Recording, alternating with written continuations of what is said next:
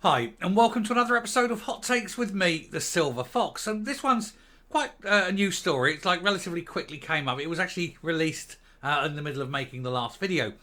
And it's all to do with Nicola Sturgeon and the deleted WhatsApps. And it's now being claimed that she, Sturgeon, undermined the very essence of the freedom of information rules that are in place in order to stop information from being destroyed, deleted or hidden. Well, who'd have thought that would be the case? But there are now questions being asked about it, and the Information Commissioner wants to know what's going on.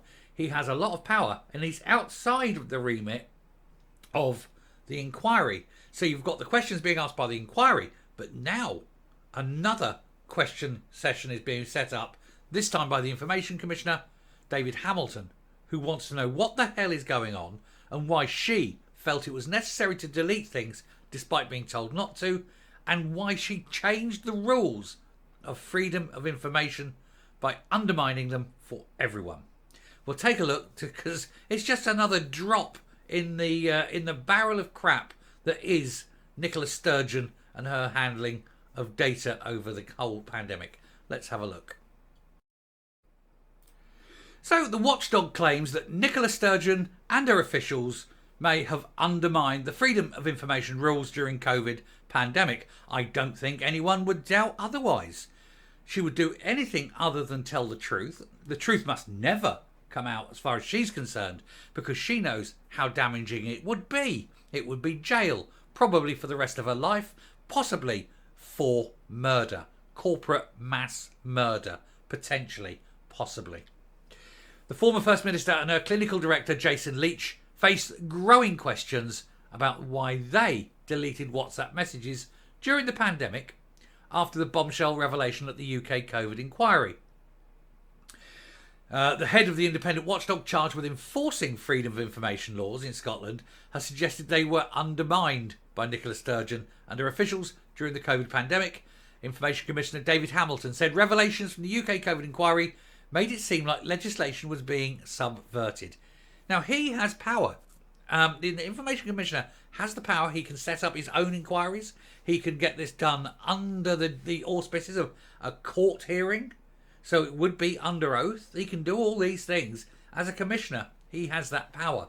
And I think that running alongside the COVID inquiry, he should start his own separate second inquiry, not looking at the COVID issues, but looking at the data issues. And if you can't get her on one, you might be able to get her on the other.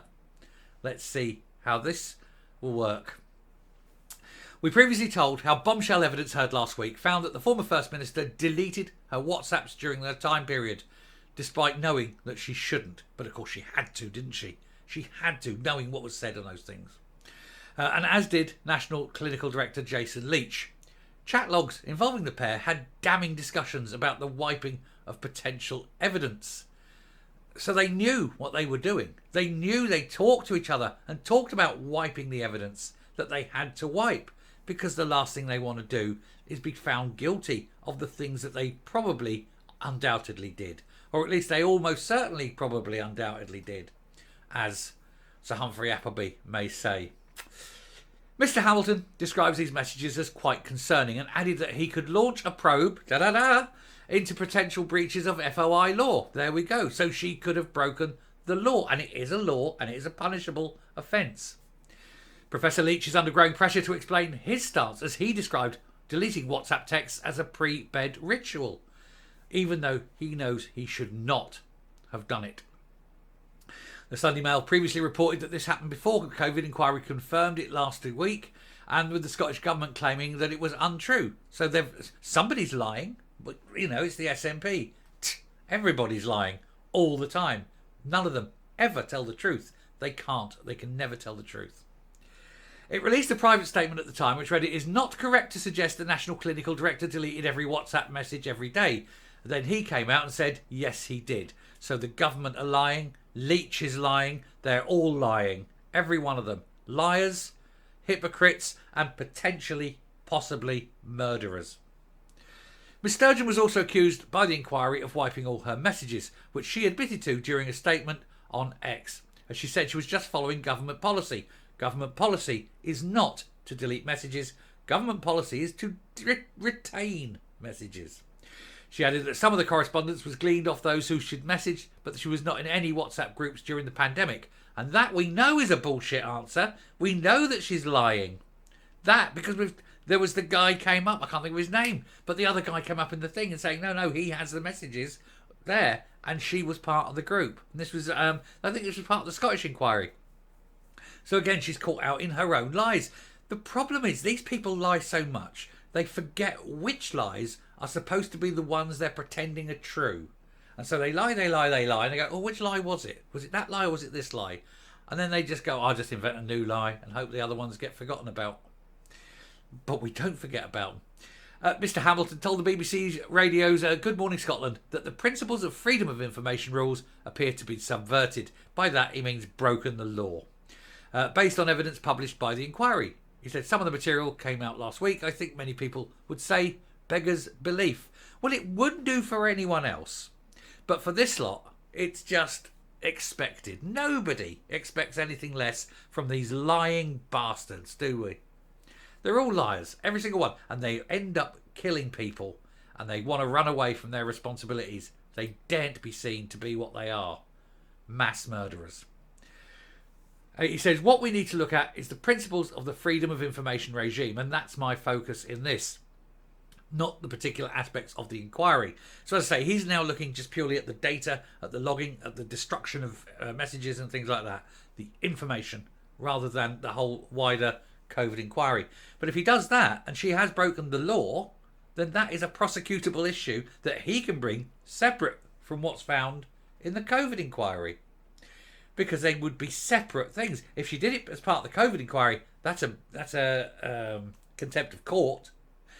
So she'd have to get prosecuted for the contempt of court. But what he's doing is a breaking of the Freedom of Information Act, which is a separate offence. She could go to prison for that. That'd be grand, wouldn't it? She could have a whole range of things. Anyway, he added, we need to look at that and see if there's an issue for freedom of information that I need to be looking at. He then described that protecting freedom of information is critical to democracy. And that's the last thing that the SNP want, because democracy means they have to answer to the people. They don't like answering to anyone. The Commissioner confirmed that he was looking at previous FOI requests to see if anything could be affected by the issues raised at the inquiry. And he added, and I see the types of things that I've seen, and then I've got to question is that is being done. And if I need to act, I will act. Good. And I hope that when he acts, it is a case of taking them to court, getting them found guilty, and getting them imprisoned. He did stress that his responsibilities would only relate to the appealing regarding any information, which is what we've said, rather than the COVID. His powers were tightly limited to the information. And that's fine. That's absolutely fine. On Friday, Jamie Dawson, we'll round this off here, because on Friday, Jamie Dawson, KC, lead counsel to the UK COVID inquiry, said Miss Sturgeon appeared to have retained no messages whatsoever, despite knowing she should. Then Deputy Leader John Swinney's WhatsApp messages were also set to auto-delete. Again, he knows he shouldn't have done it. And there he is, a John Swinney, a man who needs to be perhaps investigated for other crimes. A lot of other crimes. I'll stop there.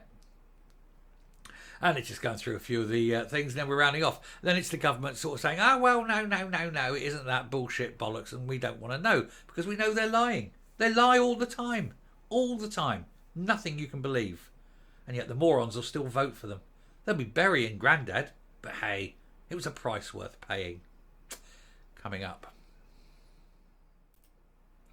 I desperately hope David Hamilton, the Information Commissioner, picks up this ball and runs through it with it. Go all the way, cross that line, take her to court, get her found guilty. Now, for this, it's not a big thing. I've been looking at it. It's about, she's looking at a year, maybe a year. But if she's in there for a year, while waiting for all the other things to be applied to her, it will give her time to think. Maybe she'll think, well, since I'm going to be here for the rest of my life, I might as well tell the truth. Although that's not something that's likely to happen. She just never, ever tells the truth.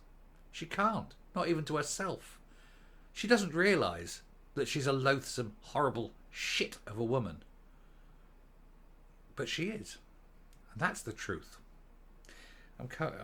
She just angers me. I'm not going to get angry. I'm just going to stop. Thank you very much for watching. Do please hit the subscribe button. Ring the bell. Leave a like. Leave a comment. Please share the video. Is anyone surprised though? Bye.